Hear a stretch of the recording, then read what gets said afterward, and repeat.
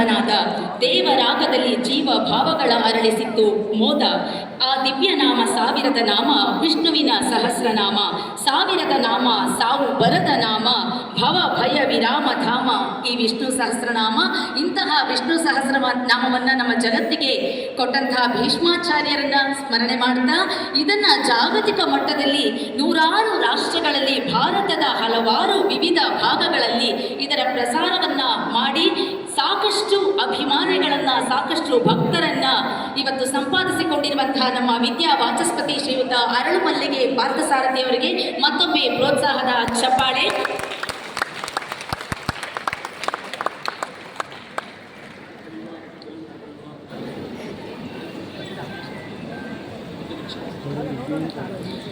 ಹೆಮ್ಮೆಯ ಭಾರತೀಯರೇ, ಈಗ ನಮಗೆಲ್ಲ ಗೊತ್ತಿರೋ ಹಾಗೆ ಏಪ್ರಿಲ್ 22ರಂದು ನಾವು